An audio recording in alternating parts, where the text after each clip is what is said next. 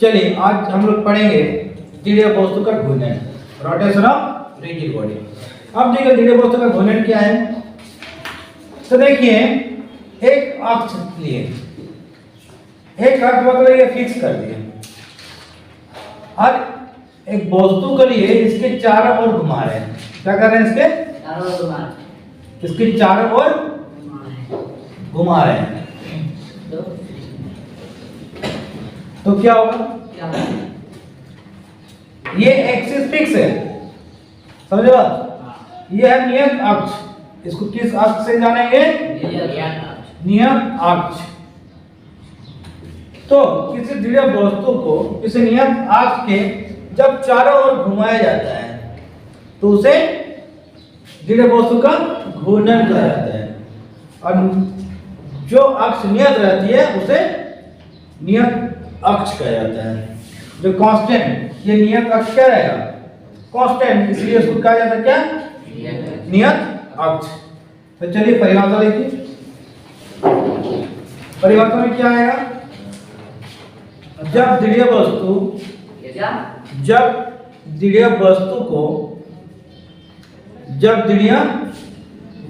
को किसी नियत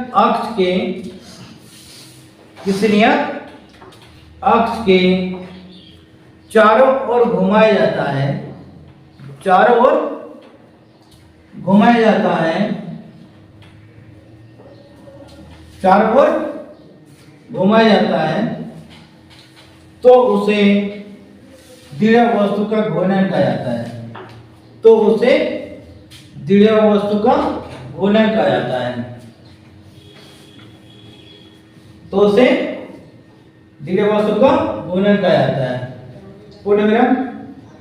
तथा इस नियत अक्ष को घूर्णन अक्ष कहा जाता है। तथा इस नियत अक्ष को घूर्णन अक्ष कहा जाता है। ये वाला अक्ष को किस अक्ष से जानेंगे? घूर्णन अक्ष। क्या ये कांस्टेंट है? ये एक अक्ष है, इसके चारों ओर कोई वस्तु को घुमाया जाता है। तो क्या है? ये कांस्टेंट, इसके चारों ओर घुमाना जा रहा है, समझो? तो ये वाला अक्ष को किस अक्ष से जानेंगे? घूर्णन अक्ष। समझ में आया? तो बस ये टॉपिक यही था, ये टॉपिक खत्म। अब नेक्स्ट टॉपिक कौन है? कोणीय वेग का समीकरण। इसका मतलब देखेंगे कि कोणीय वेग का समीकरण किस तरह से लिखा जाता है। तो देखिए जब कोई वस्तु को घूर्णन अक्ष के चारों ओर घुमाया जाता है तो वस्तु किस में आ गई? गति में आ गया। लेकिन ये गति क्या सरल रेखा में है? नहीं है, घूर्णन में है, समझा? तो उस स्थिति में प्रारंभिक वेग क्या आएगा? प्रारंभिक वेग जैसा हम लोग u से डिनोट करते हैं, तो इसमें क्या आ जाएगा? प्रारंभिक वेग u के बदले ओमेगा नॉट। क्या लेंगे? Omega naught. फिर उसका अंतिम वेग भी आएगा। अंतिम वेग v बराबर क्या लेंगे? ओमेगा। उसमें समय लेते थे, यहाँ पर भी समय लेंगे। यहाँ से यहाँ तक आने में कुछ समय लगेगा कि नहीं? तो समय को लेंगे t, वहां पर भी लेंगे t। सीधा रेखा में त्वरण उत्पन्न होता था a, लेकिन यहाँ पर a के बदले क्या लेंगे? अल्फा। अब देखिए विस्थापन को वहां पर क्या लेते थे? s, लेकिन यहाँ पर विस्थापन को क्या लेंगे? थीटा। क्यों? जैसे मान के घड़ी की काटा 10:10, पहले यहाँ पर था, आप यहाँ पर आ गया, तो क्या हुआ? कितना विस्थापन हुआ? इसका दूरी को किस से डिनोट करेंगे? या विस्थापन को थीटा से। वहां पर विस्थापन के बदले क्या लिखेंगे? थीटा। तो इसका परिभाषा कैसे देंगे? जब कोई वस्तु घूर्णन अक्ष के चारों दिशा में घूमती है, घूर्णन अक्ष के चारों ओर घूमती है, तो उसका प्रारंभिक वेग ओमेगा नॉट, अंतिम वेग ओमेगा, समय t, उत्पन्न कोणीय त्वरण, यहाँ पर जो त्वरण उत्पन्न होगा कोणीय त्वरण अल्फा, तथा विस्थापन को थीटा से सूचित किया जाता है या व्यक्त किया जाता है। समझे? चलिए लिखिए। क्या लिखेंगे? जब कोई वस्तु को जब कोई वस्तु को घूर्णन अक्ष के चारों ओर घुमाया जाता है, जब कोई वस्तु को घूर्णन अक्ष के चारों ओर घुमाया जाता है तो वस्तु का प्रारंभिक वेग ओमेगा नॉट, अंतिम वेग ओमेगा, उसमें लगा समय t, उसमें उत्पन्न त्वरण, उसमें लगा समय t, प्रारंभिक वेग ओमेगा नॉट, अंतिम वेग ओमेगा, उसमें लगा समय t, तथा उत्पन्न त्वरण अल्फा तथा दूरी को थीटा से व्यक्त किया जाता है, तथा दूरी को थीटा से व्यक्त किया जाता है। तो कोणीय वेग का समीकरण, तो कोणीय वेग का समीकरण निम्न प्रकार होगी।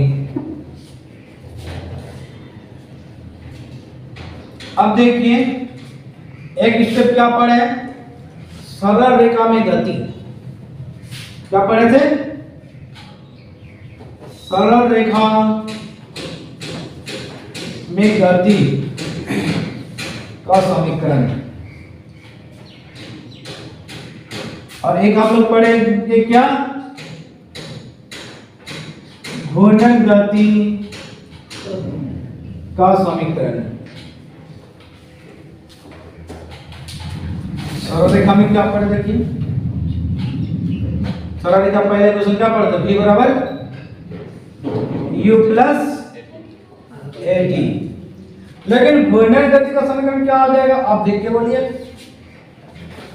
क्या आएगा, यहाँ पर v है, यहाँ पर क्या आ जाएगा, ओमेगा आ जाएगा, यहाँ पर u है omega naught plus alpha T आया।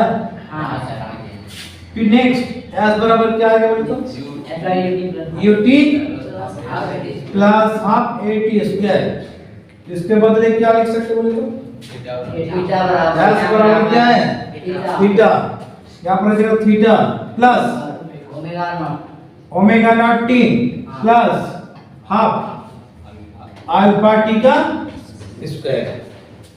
दूसरा क्वेश्चन क्या पढ़े थे, b बराबर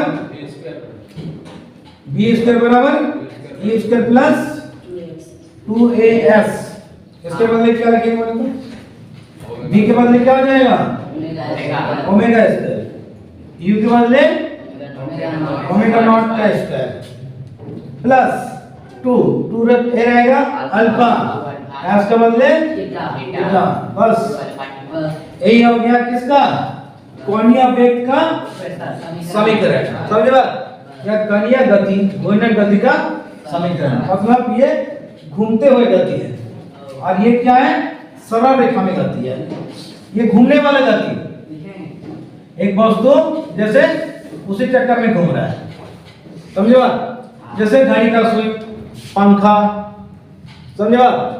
दूसरी बात, जैसे आप लोग देखते हैं सूरज एक ही जगह फिक्स रहता है, वाह, और उसके चारों ओर क्या घूमते हैं, ग्रह सब घूमते रहते हैं, वाह। ये वाला गति को सरल गति हम लोग नहीं बोल सकते हैं, कौन सा गति बोलेंगे, घूर्णन गति। कि सूरज जो एक ही जगह पर फिक्स रहता है, सूरज के चारों ओर क्या घूमते हैं, ग्रह सब। तो बस ये क्वेश्चन यही था।